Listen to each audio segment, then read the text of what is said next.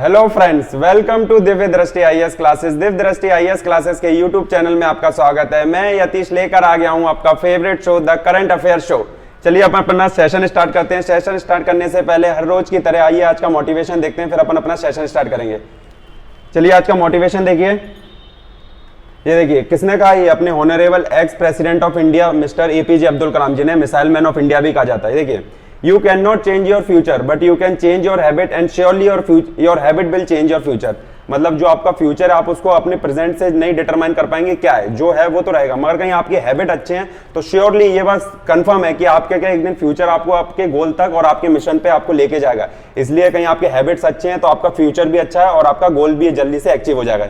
चलिए move on करते हैं, अपन सेशन स्टार्ट करते हैं। फर्स्ट क्वेश्चन देखिए, काफी इंपॉर्टेंट क्वेश्चन है और बहुत ज्यादा गवर्नमेंट के ने बहुत बड़ी चेंज किया है, तो आपको इसके बारे में पता चलेगा। ठीक है, चलिए क्वेश्चन देखिए। पहला हिंदी रहेगा, फिर इसका हिंदी, पहले इंग्लिश रहेगा, फिर इसका हिंदी ट्रांसलेशन आपको मिल जाएगा और कमेंट और डिस्क्रिप्शन बॉक्स में लिंक होगा टेलीग्राम चैनल का, वहां से इसका पीडीएफ डाउनलोड कर सकते हैं। ये देखिए, the mid day meal scheme will now be known as the PM Poshan. In which year mid day meal was launch. अब जो PM mid day meal scheme थे उसका नाम चेंज करके क्या कर दिया, पीएम पोषण स्कीम कर दिया है। तो ये कब लॉन्च हुई थी जो मिड डे मील थी। हिंदी ट्रांसलेशन देखिए, महान भोजन योजना को अब पीएम पोषण के नाम से जाना जाएगा। जो मिड डे मील की वर्ष किस वर्ष में शुरू हुआ था, 1999 में, 1995 में, सी 2005 में या 2014 में। जो मिड डे मील था अब वो कैसे पीएम पोषण नाम से जाना जाएगा। तो मिड डे मील को कब चालू हुआ था आपको ये बताना है। चलिए इसका करेक्ट आंसर देखिए कि मिड डे मील कब शुरू हुआ था और मिड डे मील क्या है, और अब जो पोषण अभियान जो हो गया है, जो जिसको पीएम पोषण कह रहे हैं, तो इसमें और उसमें डिफरेंस क्या अपन पूरा डिटेल में डिस्कस करेंगे विद ऑथेंटिकेटेड सोर्स, जैसे अपन देखते हैं कि किस सोर्स से अपन ने ये न्यूज ली है। क्लियर। चलिए इसका करेक्ट आंसर देखिए। करेक्ट आंसर क्या है इसका, 1995। ठीक है, जो मिड डे मील स्कीम थी ये कब स्टार्ट की गई थी गवर्नमेंट ऑफ इंडिया के द्वारा, 1995 में। ठीक है, तो ये किस लिए थी आप जानते हैं कि फर्स्ट से लेके जो 6th क्लास तक के स्टूडेंट थे उनको फ्री में क्या दिया जाता है, मील दिया जाता है। जो मिड डे मील जो स्कूल अटेंड करते थे उनको फ्री में भोजन दिया जाता था, खाना दिया जाता है। क्लियर। तो अब इसमें क्या कर दिया जी, अब इसको नाम चेंज करके क्या कर दिया इसका, पीएम पोषण। ठीक है, तो पीएम पोषण, पोषण में इसका फुल फॉर्म क्या, पीएम पोषण शक्ति निर्माण। ठीक है, पीओ से पोषण, एसएस से शक्ति और एएन से निर्माण। ठीक है, अब इसका नाम क्या हो जाए, पीएम पोषण स्कीम। ठीक है, ये देखिए इंडियन एक्सप्रेस में डायरेक्टली प्रकाशित हुआ था, डायरेक्टली था। Mid day meal scheme is now name as PM Poshan, pre children will be converted. अभी मैंने आपको क्या बताया कि अभी तक जो मिड डे मील मिलता था वो फर्स्ट से लेके आपको कहां तक, 6th क्लास तक मिलता था, मगर अब इसमें क्या कर दिया, अब इसमें आपको जो प्री प्राइमरी है, जो आपके एलकेजी यूकेजीज हैं, ठीक है, तो इनको भी जो किंडर गार्डन्स बोलते हैं, जिनको अपन लोअर किंडर गार्डन्स या अपर किंडर गार्डन्स, उनको भी अब ये मिलने लगे। क्लियर। तो इससे क्या, अभी तक जो गवर्नमेंट कवर करती थी वो 1.6 के आसपास कवर करती थी। 1.6 करोड़ जो लोग थे, जो चिल्ड्रंस थे, उनको कवर करती थी। अब इसका क्या, उसका अप्रोच और ज्यादा बढ़ जाएगा और 11.8 करोड़ के आसपास ये कवर करेगी, जो कि इंडिया के 11.26 लाख स्कूलों में डिस्ट्रीब्यूट होगा। क्लियर। तो होप आपको समझ में आया, काफी ज्यादा इंपॉर्टेंट है क्योंकि मिड डे मील काफी होलिस्टिक स्कीम थी और काफी इंडिया की फ्लैगशिप स्कीम थी। क्लियर। तो आपके लिए ये काफी ज्यादा इंपॉर्टेंट, याद रखना किसके द्वारा, पीएम मोदी के नाम पे अब इसको चेंज कर दिया, पीएम पोषण स्कीम। क्लियर। चलिए नेक्स्ट क्वेश्चन देखिए, in which country are women principal sentence to death over the charges of blasphemy. ठीक है, जिसे बोलते हैं ईश्वर निंदा, ब्लास्फेमी ईश्वर निंदा, उसके कारण किस देश में अभी एक हाल ही में एक प्रिंसिपल को सेंटेंस कर दिया, मतलब उनको डेथ सेंटेंस की सजा सुना दी है। क्लियर। चलिए हिंदी ट्रांसलेशन देखिए इसका, किस देश ने एक महिला प्रिंसिपल को ईश्वर निंदा के आरोप में मौत की सजा सुनाई है। ए श्रीलंका, बी अफगानिस्तान, सी पाकिस्तान या डी बांग्लादेश। ठीक है, तो किस देश ने अभी हाल ही में ईश्वर निंदा, मतलब कहीं आपने वहां पे ईश्वर की निंदा करी तो आपको जेल पहुंचाया जाएगा। ठीक है, तो कौन से सेक्शन में उस देश के और अपने इंडिया से कैसे वो अलग है। चलिए ये देखिए, ए श्रीलंका, बी अफगानिस्तान, सी पाकिस्तान या डी बांग्लादेश। ठीक है, तो एज यूजुअल जैसा भी धर्म आपने देखा होगा कहाँ पे होता है, ये सब पाकिस्तान में होता है, क्यों, धार्मिक स्थिति, धार्मिक आधारों पे वो देश बना हुआ है। तो उसके चक्कर में पाकिस्तान में एक प्रिंसिपल थे, उन्होंने क्या किया, अपना जो बुम बांधते थे, कि आप जानते होंगे कि जो पहले खलीफा थे जिन्हें खलीफत बोला जाता है, जो टर्की मैन ने अपना खलीफा बनाया था, तो उसको ना मानते हुए इन्होंने कह दिया कि अब मैं खलीफा रहूं, मैं जो आखिरी खलीफा थे वो मैं हूं। ठीक है, तो इसी चक्कर में उनको क्या सजा दे दिया वहां के सुप्रीम कोर्ट ने। ठीक है, तो मौत की सजा सुना दी है। ये देखिए Pakistan women principal sentence to death for committing blasphemy. Blasphemy क्या होती है, ईश्वर निंदा। ठीक है, ईश्वर की निंदा जो करता है उसको सेंटेंस भेजा जाता है। ठीक है, जो पाकिस्तान का जैसे अपने इंडियन पीनल कोड है, आईपीसी, सीआरपीसी, उसी तरीके से जो यहाँ पे चलता है। ठीक है, तो इसके किसके सेक्शन में, जो पीपीसी होता है पाकिस्तान पीनल कोड, उसके सेक्शन 295C के अंदर इसको क्या डेथ सेंटेंस पहुंचा दिया। क्लियर। तो एज यूजुअल जैसा पाकिस्तान में ये होता ही रहता है, इससे पहले भी एक बार केस हुआ था। क्लियर, तो ये पाकिस्तान में हुआ है। ठीक है, ब्लास्फेमी क्या है आपको पता रहता है, कभी कभार वनडे एग्जाम में पूछा जाता है कि ब्लास्फेमी का मींस क्या होता है, हिंदी में क्या होता है, ईश निंदा। चलिए नेक्स्ट क्वेश्चन देखिए, काफी इंपॉर्टेंट क्वेश्चन है, डिफेंस से रिलेटेड क्वेश्चन है, डायरेक्ट इस बार श्योर है कि इस क्वेश्चन में से आएगा। ये तो आपका पीएम पोर्शन और ये ऑर्डिनेंस फैक्ट्री बोर्ड से रिलेटेड है। ये क्वेश्चन मोस्ट इंपॉर्टेंट क्वेश्चन है आज के करंट अफेयर के। ये देखिए, recently the union government has ordered the dissolution of 4 decades old ordinance factory board with the effect from October 1, 2021। It come under which ministry? मतलब अभी क्या ऑर्डिनेंस फैक्ट्री बोर्ड होता है, जो आप जानते होंगे जो गोला बारूद बनाता है भारत के सेनाओं के लिए, उसका क्या मर्जर कर रहे हैं, अब उसको चेंज कर रहे हैं, उसको खत्म करके अब दूसरी नई चीज बना रहे हैं। तो आपको बताना है कि वो क्या है और किस मंत्रालय के अंदर ये आता है। क्लियर? हिंदी ट्रांसलेशन देखिए, हाल ही में केंद्र सरकार ने 4 दशक पुराने युद्ध निर्माण बोर्ड को 1 अक्टूबर 2021 से भंग करने के आदेश दिया है। ये किस मंत्रालय के अंतर्गत आता है? A defence ministry, B home ministry, C health ministry, या इनमें से कोई नहीं। ठीक है, तो एज यूजुअल सिंपल आंसर है इसका क्या हो जाएगा? Defence ministry. ठीक है, डिफेंस मिनिस्ट्री के अंदर आता है ये ऑर्डिनेंस फैक्ट्री बोर्ड। अपन देखेंगे ऑर्डिनेंस फैक्ट्री बोर्ड को अब खत्म करके, उसको भंग करके अब नया क्या बन रहा है। क्लियर? और दूसरा अपन देखेंगे कि ऑर्डिनेंस फैक्ट्री अब जो बन जाएगा, क्या उसमें क्या कमी थी, क्या ये नौबत आ गई कि उसे खत्म करना पड़ा। ठीक है, चलिए इसका करेक्ट आंसर देखिए, इसका करेक्ट आंसर है ए डिफेंस मिनिस्ट्री। ठीक है, तो डिफेंस मिनिस्ट्री के अंदर आता था ऑर्डिनेंस फैक्ट्री बोर्ड। ठीक है, सबसे पहले ऑर्डिनेंस फैक्ट्री किसने? डचेस जो अपने टाइम पे आए थे, उस टाइम पे ऑर्डिनेंस फैक्ट्री लगाई गई थी। क्लियर? तो उन्होंने गन पाउडर फैक्ट्री करके लगाया था जो डचेस की थी, फिर इंडियन जब हुई तो इसे ऑर्डिनेंस फैक्ट्री बोर्ड। ये इंडिया के जितने भी गोला बारूद होते हैं, जो मैन्युफैक्चरिंग होती है इंडिया में, वो कौन से करती है? ऑर्डिनेंस फैक्ट्री बोर्ड के द्वारा ही करा जाता है। ये देखिए, ये दिख रहा है आपको, ये सब ऑर्डिनेंस फैक्ट्री बोर्ड के द्वारा ही बनाया गया है। ये देखिए ऑर्डिनेंस फैक्ट्री, एक सेकंड, ये देखिए, ठीक है, ordnance factory board to be dissolve, मतलब ऑर्डिनेंस फैक्ट्री को अब डिसॉल्व कर दिया जाएगा। Employ transfer to the new defence PSUs. अब क्या हो रहा है, जो ऑर्डिनेंस फैक्ट्री अभी क्या, जो ऑर्डिनेंस फैक्ट्री थी, इसकी 40 कंपनियां थी, मतलब 40 सेक्टर में अलग अलग काम करती, तो इनके बीच में कॉन्सोनेंस नहीं बन पाता था, मतलब इनके में समावेश नहीं बन पाता था। किसी चीज का टेंडर किसी को मिल रहा है, किसी चीज का टेंडर किसी चीज को मिल रहा है। मान लीजिए कोई ड्रेस बनानी है, बुलेट प्रूफ जैकेट बनानी है, तो किसी को उसका कवरिंग का मिल जाएगा, किसी को उसके जो अंदर मटेरियल करना तो उसका टेंडर मिल जाता था।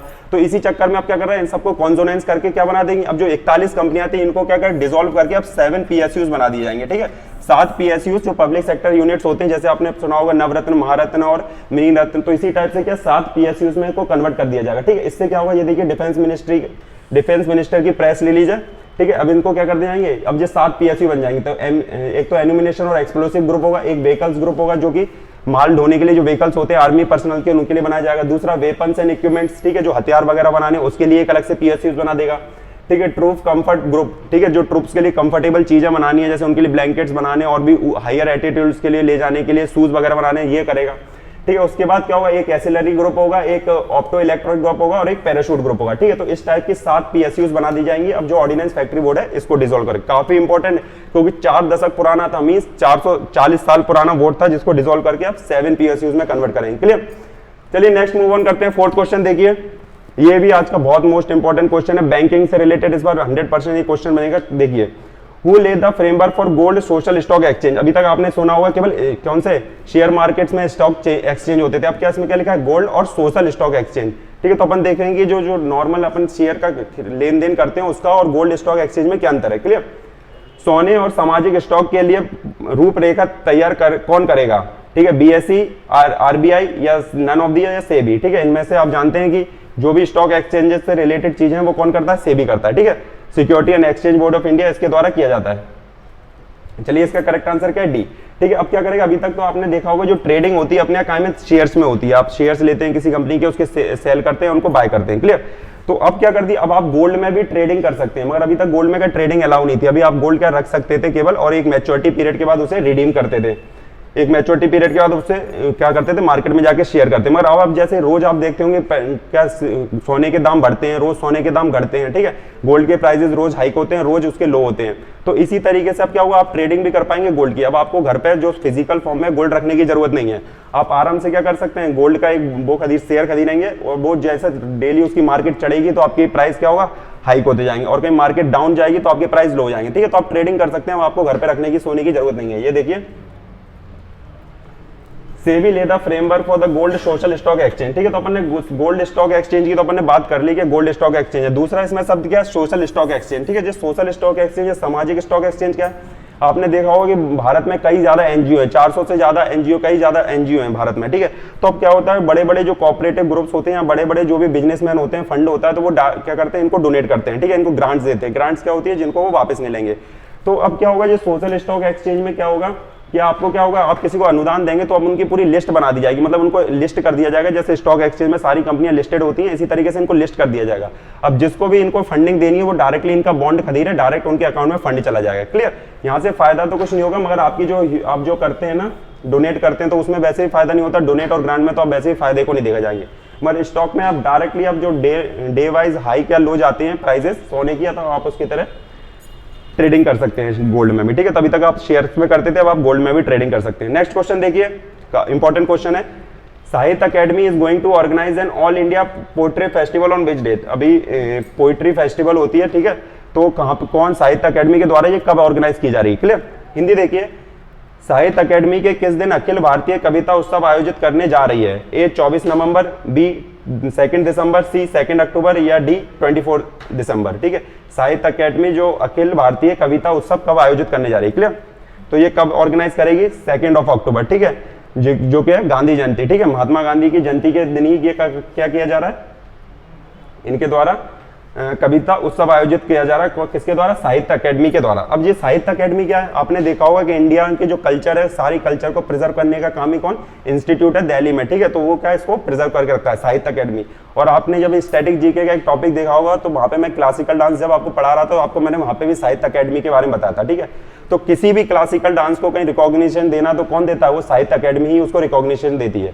जब वो साहित्य अकेडमी उसको रिकॉग्निशन दे देगी, तभी वो जाके क्या हो, क्लासिकल डांस या साहित्यिक नृत्य बनेगा। क्लियर। उससे पहले वो फोक या लोक नृत्य होता है। चलिए नेक्स्ट देखिए, चलिए ये देखिए, हिंदू का डायरेक्ट आर्टिकल था, पोएट्री फेस्टिवल ऑन 2 अक्टूबर, ठीक है। किसके द्वारा किया जा रहा है, Sahitya Akademi. Akademi is organising an all India poetry festival on 2 October, ठीक है। चलिए नेक्स्ट क्वेश्चन देखिए, नेक्स्ट मूव ऑन करते हैं अपन। 6th क्वेश्चन देखिए, who has chair the 30th Pragati meeting, ठीक है। प्रगति मीटिंग है, प्रगति क्या है अपन इससे डिस्कस करेंगे, उसके क्या इंपॉर्टेंस है और किसने अभी इसको चेयर किया है। क्लियर। हिंदी ट्रांसलेशन देखिए इसका, हिंदी देखिए, फिर इसको अपन डिस्कस करते हैं।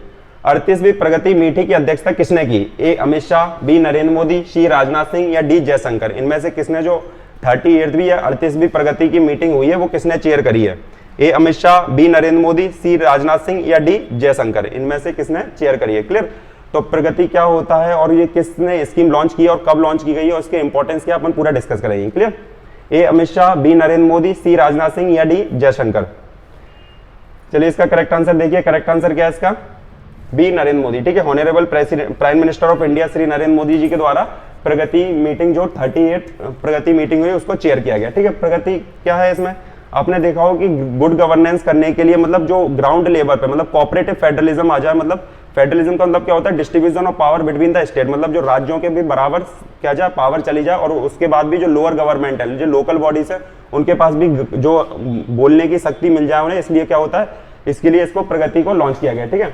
इसमें क्या होता है, इसमें ये देखिए, जितने भी क्या होते हैं, जितने भी सेक्रेटरी होते हैं, या तो कैबिनेट सेक्रेटरी हो या चीफ सेक्रेटरी इस स्टेट के, उनसे प्राइम मिनिस्टर डायरेक्ट कन्वर्सेशन करते हैं वीडियो कॉन्फ्रेंसिंग के थ्रू। ये देखिए, ताकि वो देख सके कि जो प्रोग्राम इंप्लीमेंटेशन हो रहे हैं, जो फंडिंग सेंटर से आ रही है, वो सही तरीके से यूटिलाइज हो रही है कि नहीं हो रही है। ये देखिए, इसमें देखिए, PM Modi reviews project worth ₹50,000 crore at the Pragati meeting, ठीक है। प्रगति मीटिंग के अंदर इसको लॉन्च किया गया, ठीक है, ठीक है। तो ये किसके द्वारा हमेशा चेयर की जाती है, honourable prime minister of India, ठीक है। पूरे इंडिया में देखते हैं कहाँ पे सारे स्टेट्स के चीफ सेक्रेटरीज होते हैं, कैबिनेट सेक्रेटरीज हैं, जो कि अपने सेंट्रल के, वो सब लोग यहाँ पे बैठते हैं और देखते हैं कि जो प्रोग्राम इंप्लीमेंट अच्छे से हो रहे हैं कि नहीं हो रहा है, ठीक है। और नहीं हो रहे तो आपको रीजन बताना है कि क्यों नहीं हो रहा है, और जो भी ग्रीवियांस होते हैं, मतलब जो भी आपकी प्रॉब्लम्स है, उसको भी एड्रेस किया जाता है, ठीक है। ग्रीवियांस रीएड्रेसल भी यहाँ पे किया जाता है।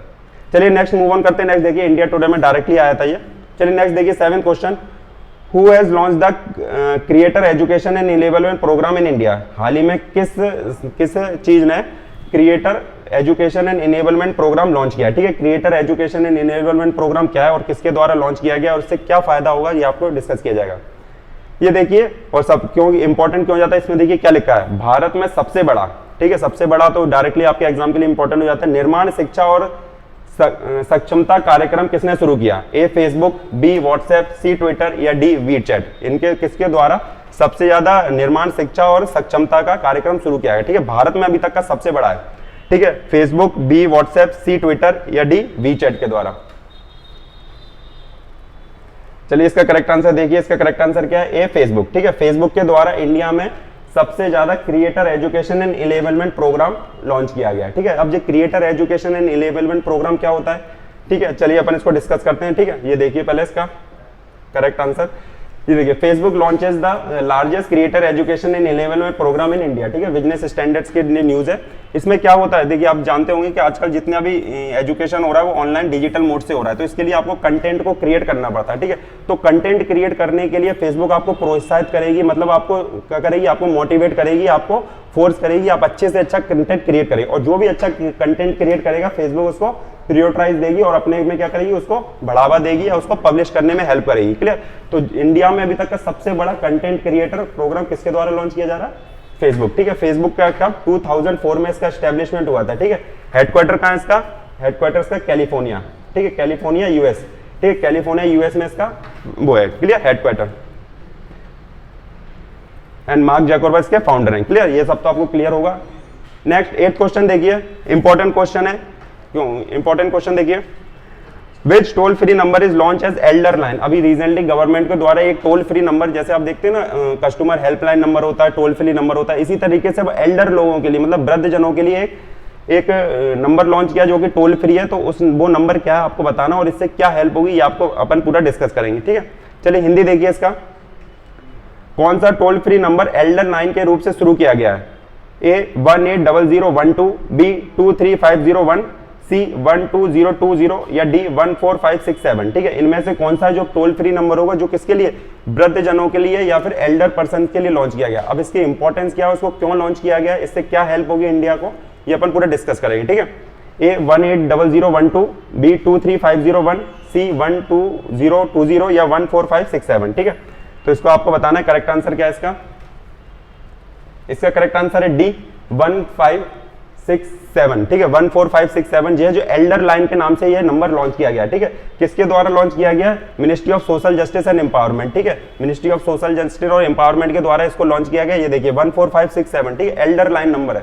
इसमें क्या होगा, ठीक है, आप जानते हैं कि बहुत से एल्डर्स होते हैं जिनको क्या अबंड कर देते हैं, उनके क्या होते हैं, जो उनके सन या डॉटर होते हैं, जो उनके बच्चे होते हैं, उनको अबंडन कर देते हैं, उनको डेजर्टेड कर देते हैं, उनको छोड़ देते हैं। तो अब उस टाइम में क्या वो काफी ज्यादा स्ट्रेस फील करते हैं। ठीक है, अब उनके पास कोई बात करने के लिए होता है तो ये नंबर पे करके क्या ये काउंसलिंग कर सकते हैं। ठीक है, जो भी एक्सपर्ट्स होंगे, जो भी सोशल डिपार्टमेंट के एक्सपर्ट्स होते हैं, वो इनसे कन्वे करेंगे और उनको हो सकता है इस ट्रॉमा से, जितनी जल्दी वो इस ट्रॉमा से निकल जाए उसमें उनकी हेल्प करेंगे। ये देखिए, dial 14567 for information and guidance on legal and financial health and social issues. ठीक है, आप जो भी एल्डर होंगे वो इस पे क्या डायल कर सकते हैं, लीगल मैटर्स पे, फाइनेंशियल मैटर पे, हेल्थ मैटर पे या सोशल, सामाजिक, आर्थिक या लीगल, जो भी आपकी न्यायिक है या फिर आपकी हेल्थ है। ठीक है, स्वास्थ्य से रिलेटेड है, किसी भी मैटर पे आपको कोई करना है तो एल्डर पर्सन के लिए 14567 पे आप कर सकते हैं। ठीक है, ministry of social justice and empowerment के द्वारा इसको लॉन्च किया गया। क्लियर, चलिए नेक्स्ट मूव ऑन करते हैं, नेक्स्ट देखते हैं।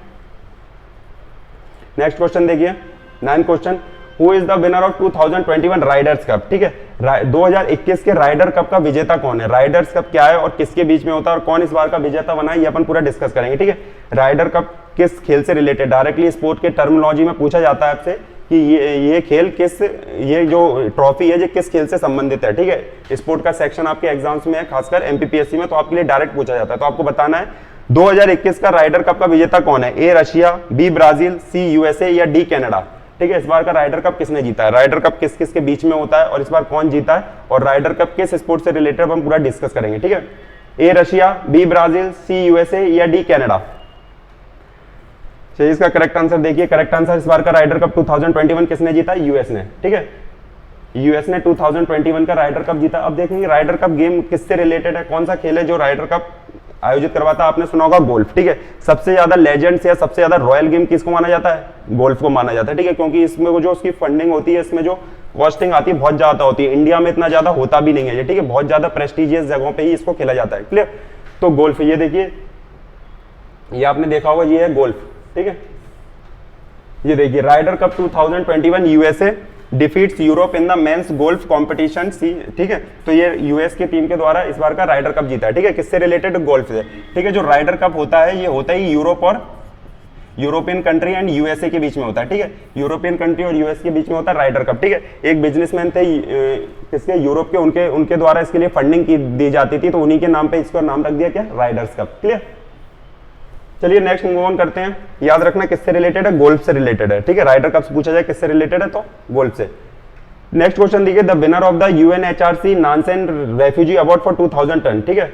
जो United nation high commission for refugees है, ठीक है, जो शरणार्थी के लिए यूनाइटेड नेशन या संयुक्त राष्ट्र संघ का जो कमिश्नर है, उसने अभी अपने अवार्ड क्या डिस्ट्रीब्यूट किया है, तो किसने ये जीता है? क्लियर? किस कंट्री ने जीता है?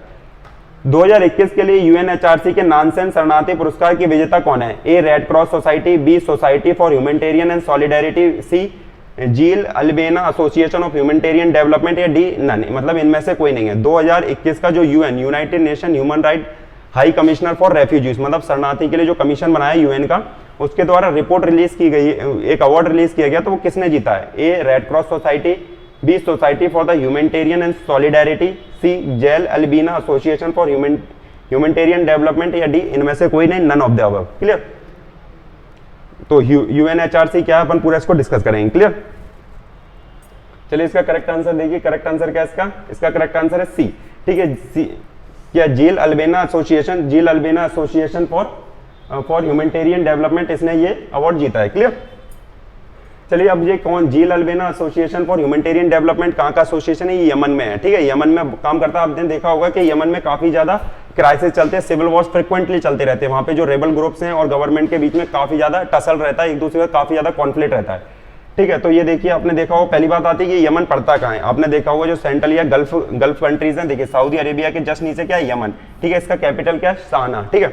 और ये यमन का फ्लैग दिख रहा है आपको। क्लियर? तो ये देखिए, United Nation Yemen's Humanitarian Organization wins Nation Refugee Award, ठीक है। इसने क्या, जो रेफ्यूजी की प्रॉब्लम्स आई उसमें अभी क्या काफी ज्यादा अच्छा रिस्पांस दिया, मतलब कोविड की वजह से भी रेफ्यूजीज आए, और उसकी जो यहाँ पे सिविल वॉर चली है, देखिए पूरा सब कुछ टूटा फूटा डला हुआ है। यहाँ पे जो बिल्डिंग है, इंफ्रास्ट्रक्चर पूरी तरीके से ध्वस्त हो चुका है, पूरी तरीके से डिमोलिश हो चुका है। तो उसी चक्कर में क्या इसको अवार्ड मिला है, ठीक है। तो United nation high Commissioner for refugees का अवार्ड मिला है, ठीक है। This is for the day. Thank you very much for joining the session. और यदि आपको ऑफलाइन बैचेस ज्वाइन करने हैं तो आप ऑफलाइन बैचेस दिव्य दृष्टि आईएएस क्लासेस के फुलबाग सेंटर पर ज्वाइन कर सकते हैं। Thank you very much for joining the session.